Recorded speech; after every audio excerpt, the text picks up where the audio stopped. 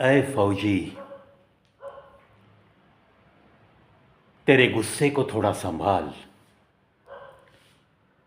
असं म्हणायची वेळ आली. आर्मीमध्ये नोकरी करत असताना जिथे मिळेल तिथे तुम्ही काम केलंत, देशाची सेवा केली. आम्ही सामान्य माणसं नेहमी तुमचा उदो उदो करतो. अर्थात मी पण एका फौजीचा मुलगा आहे. पण नाण्याच्या दोन्ही बाजून बोलणं हा माझा स्वभाव आहे. म्हणून या व्हिडिओचं शीर्षक दिले मी, अय फौजी तेरे गुस्से को संभाल. घडलंय असं की Paschim Vihar, capital city of our India, दिल्लीमधल्या पश्चिम विहार इथे काही रो हाऊसेस आहेत आणि एकामागं एक अशा चाळीसारखी वस्ती आहे. अर्थात व्यवस्थित प्लॅनिंग केलेली वस्ती, सिमेंट कॉन्क्रीटची घरं. या वस्तीमध्ये एक फौजी त्याच्या चाळीच्या पुढच्या चाळी, इथून जाण्या येण्याचा रस्ता असावा, तिथून तो जाताना एका कुटुंबियांनी पाळलेलं कुत्रं भुंकलं. अर्थात दुसरं कोणतं तरी कुत्रं आलं किंवा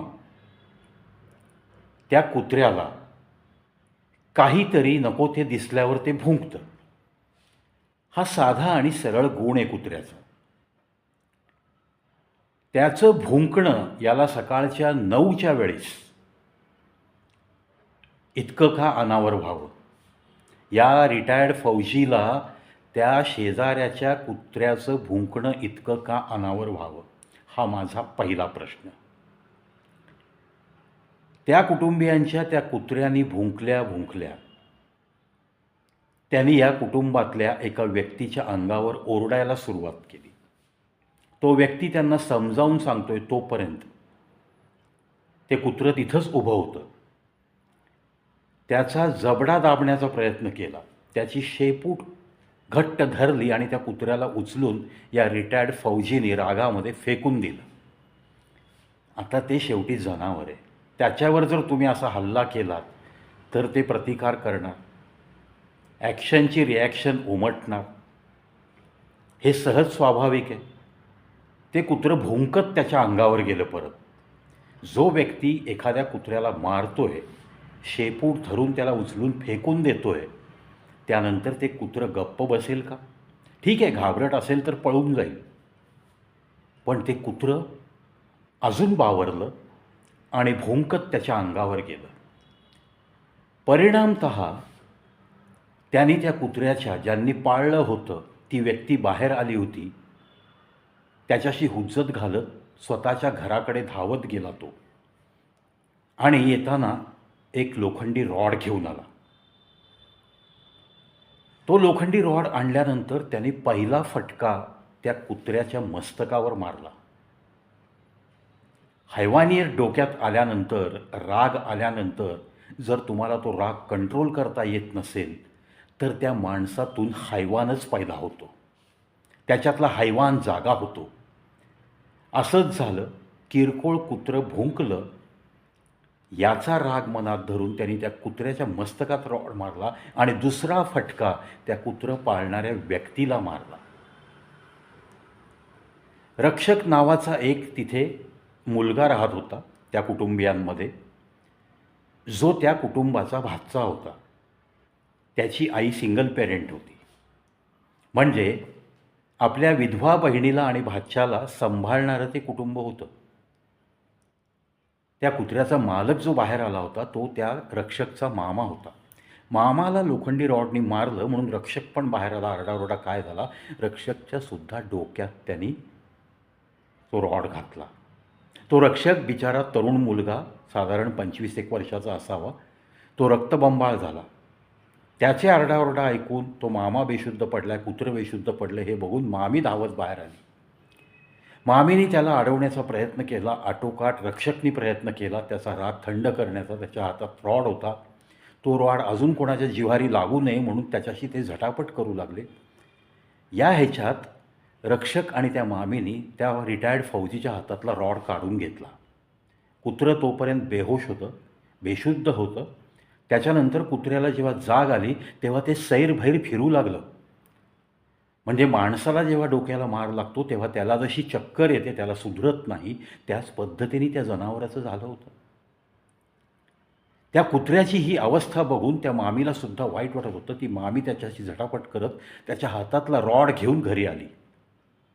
इन द मीन टाईम त्या रक्षकला सुद्धा हेड इंजुरी झाली. त्याच्यातून तो रक्तबंबा अवस्थेत घरात आला आणि त्यांनी 100 नंबरला फोन केला, दिल्ली पोलीसला. यथावकाश पोलीस लोक त्यांच्या मोहल्ल्याच्या आसपास आले, पण एक्झॅक्टली घर सापडत नाही असा त्यांचा त्या रक्षकला परत फोन आला. तो त्याच्या मामीनी उचलला, म्हणून त्या मामीनी त्याच्या हातातला रॉड तो पुरावा म्हणून आपल्या घरी आणून ठेवला होता. रक्षक त्याचा रक्तस्राव थांबवण्याच्या नादात आतल्या खोलीत होता. मामाला मार लागल्याने, मानेवरती रॉड बसल्याने तो तसा अर्धवट अशी ग्लानी आलेल्या अवस्थेत होता. या सगळ्या गोष्टींचा फायदा घेऊन मामी पोलीस आले म्हणून बाहेर गेलेली बघून ह्याने बाहेरची कडी काढून परत आतमध्ये शिरकाव केला. या रिटायर्ड फौजींनी त्या कुटुंबियांच्या घरात शिरला आणि तो रॉड घेऊन निघून चालला. म्हणजेच तो पुरावा नष्ट करण्यासाठी पळून चालला होता. तेवढ्यात या मामीनी, एक स्त्री असूनसुद्धा, त्याला आटोकाट अडवण्याचा प्रयत्न केला. प्रयत्न केल्यावर त्यांनी मामीला ढकलून दिलं. ती मामी खाली पडली तरीही तिने या रिटायर्ड फौजीचा पाय धरला, त्याला जाऊ दिलं नाही. तो रॉड घेऊन त्याला जाऊ दिलं नाही. आता ही आपल्याला सोडत नाही आहे, फरफटली तरी पण ती पाय सोडायला तयार नाही. हे बघून या रिटायर्ड फौजीचा राग अजून अनावर झाला आणि त्यांनी त्या लोखंडी रॉडनी एका स्त्रीवर प्रहार केले. लाजिरवाणी गोष्ट आहे हो. मी फौजींच्या बाजूनी बरेच व्हिडिओ केलेला व्यक्ती आहे. एका फौजीचा मुलगा आहे, पण दुसरा फौजी असं जेव्हा वागतो तेव्हा मी परखडपणे त्याला सांगेन, अरे एका स्त्रीवरती तू रॉडनी मारतोयस, तिला 4-5 घाव घातले त्यांनी रॉडचे त्या स्त्रीच्या अंगावर. शेवटी ती हतबल स्त्री ग्लानी आल्यासारखी झाली आणि तिच्या हातातून त्याचा तो पाय सुटला, तो पळून गेला. असा कुत्र्याच्या भुंकण्यावरनं जर तुम्हाला फौजी लोकांना स्वतःचा राग इतका अनावर होत असेल आणि त्या जनावराला शेपूट धरून तुम्ही फेकून देण्याची जर तुमची पात्रता दाखवत असाल तर तुमच्या त्या शक्तीची लाज वाटते मला.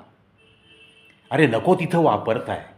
नंतर असंही समजलं की हा फौजी दिवसाढवळ्यासुद्धा दारू पिऊन इथून जातो येतो आणि मूकं जनावर, त्यातल्या त्यात कुत्रा, त्याला जो व्यक्ती त्रास देतो ना त्याला तो बरोबर लक्षात ठेवतो. एखादा बैल घ्या किंवा हा कुत्रा घ्या, पाळीव प्राणी त्यांना त्रास देणाऱ्या व्यक्तीला कधीही विसरत नाहीत. नॅचरली सुरुवात याच फौजीकडनं झाली असणार आहे.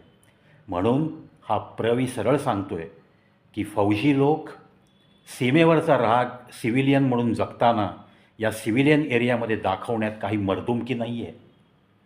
एखाद्या स्त्रीवरती रॉडनी हमला करायचा आणि पळून जायचं, रॉड लपवायचा आणि मग कुत्रं चावलं असा देखावा करून एखाद्या प्रायव्हेट हॉस्पिटलमध्ये ICUमध्ये ॲडमिट व्हायचं आणि स्वतःलाच कुत्रं चावलं असा देखावा निर्माण करायचा. मग सर्व या गोष्टी त्यामुळं घडल्या असं दाखवण्यासाठी तुम्ही वाटेल ते करायचं. फौजी आहात याचा गैरफायदा घेण्यासाठी कुठे ना कुठे प्रशासनावर दबाव आणण्याचा प्रयत्न करायचा. तुमच्या मुलांनी नंतर परत त्या घरात येऊन हल्ला करावा, लाथाबुक्क्या घालाव्यात. दरवाजावर एखाद्याच्या लाथाबुक्क्या मारणं ही काही साधी घटना नाही आहे.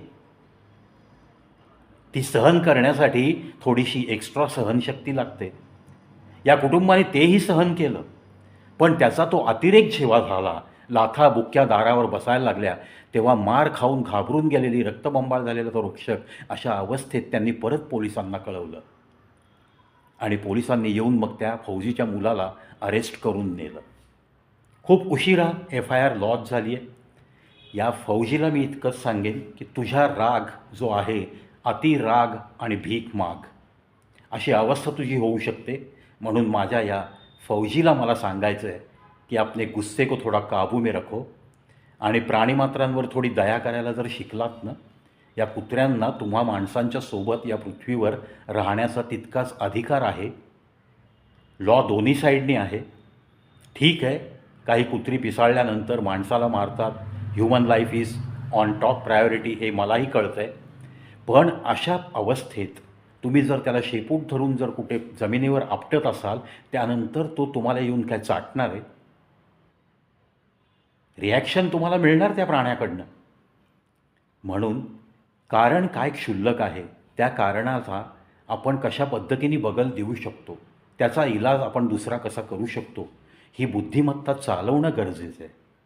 मी फौजी आहे आणि मला दुनिया काही करू शकत नाही, अशा अहमपणात जर एखादा फौजी स्वतः खूप रागीट आहे असं जर मिरवत असेल, तर त्याला असंच मार खाण्याची वेळ नक्की येऊ शकते कधी ना कधी.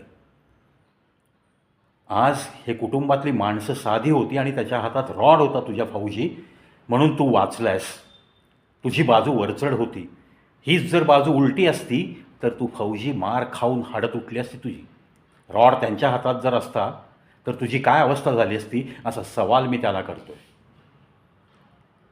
जे चुकलंय त्याचं ते चुकलंय. कोणत्याही फौजीनी बाजू घेण्याच्या लायकीचा नाही हा फौजी, इतकं मी ठणकावून सांगतो. जरी माझ्या चॅनलवर फौजींच्या बाबतीत सकारात्मक व्हिडिओ भरपूर मी बनवलेले असले, प्रत्येक फौजीचा तळमळीने त्याच्या अडीअडचणीला मी धावत जाणारा व्यक्ती असलो, तरीही मला आज जे घडलं आहे दिल्लीमध्ये, त्या बाबतीत माझं मत हेच आहे. हेच परखड मत माझं शेवटपर्यंत राहील. त्याने जो काही गुन्हा केला आहे त्याच्यामध्ये जे काही इन्व्हेस्टिगेशन व्हायचे ते व्यवस्थित होणारच आहे. आज 3-3, 4-4, 2-2 बायकांवरती तो हल्ला करतो आहे. एका मुलाचं डोकं फोडतो आहे, रक्तबंबाळ होतो आहे. तो कुत्र्याला मस्तकात रॉड मारतो आहे. ते कुत्रं पाळणाऱ्या मामाला, जो वयोवृद्ध आहे, त्यालासुद्धा लोखंडी रॉड मारतो आहे. त्यामुळं त्याला हे नक्कीच भोगावं लागेल आणि त्याने ते भोगावं एवढीच सदिच्छा व्यक्त करतो आहे मी. सदिच्छा हा शब्द मुद्दाम वापरतो आहे कारण अतिशय घृणास्पद काम केलेलं आहे. आर्मीची वर्दी ज्यांनी आयुष्यभर अंगावर मिरवली, तो रिटायर झाल्यानंतर असली जर कृत्य करत असेल तर त्याला काय सांगणार आपण? शर्मेनी मान खाली चालली आहे. आम्ही फौजी कुटुंबातली मुलं असूनसुद्धा शर्मेनी मान खाली चालली आमची. हां, घडू दे ना घटना. तुझ्या देशाला कोणी शिवी दिली, तुझ्या आईबापावरनं शिवी दिली, नको गप्प बसू. मी बांगड्या घालून बस म्हणणार नाही कुठल्या फौजीला किंवा कुठल्या फौजीच्या परिवाराला, बिलकुल नाही. मातृभूमी आणि स्वतःचे आईबाप, it should be the definitely weak point of every फौजी फॅमिली. नॉट एव्हरी फौजी. या देशमातेला, आपल्या या भारत मातेला जो कोणी शिवीगाळ करेल त्याला नक्कीच भोगावं लागेल. मित्रांनो, त्या फौजीची मला कुठूनही मनात यत्किंचितही कीव नाही. त्याने अतिशय लाजिरवाणा असा गुन्हा केलेला आहे. त्यामुळं त्याचं जे व्हायचं ते होऊ द्या. इतर फौजींना मी मुद्दाम विनंती करेन की तुम्ही तुमचा राग कंट्रोलमध्ये ठेवा. प्रत्येक गोष्ट या सिव्हिलियन एरियामध्ये तुमच्या मनासारखी घडणार नाही आहे. तुमचे तिकडं जंगलात जे दिवस गेलेत, तिथं जर तुमच्या मनात काही राग धुमसत असेल तर तो रिटायर झाल्यानंतर सिव्हिलियन एरियामध्ये आल्यावर तुम्ही तो राग दाखवण्याचा प्रयत्न केलात तर समाजात तुमच्यापेक्षाही रागीट माणसं खूप असू शकतात. तुम्हाला त्याचे पडसाद उमटतील, भोगावे लागतील, याची पण मग मानसिक तयारी ठेवा. हां, फौजीची काहीही चूक नसू द्या आणि मग फौजीला कोणी मारहाण केली तर 100% आम्ही धावत जायला तयार आहोत. पण फौजीचीच चूक असेल तर धावत जाणाऱ्यांनासुद्धा अडवणारा हा प्रवी आहे. जय हिंद, जय भारत.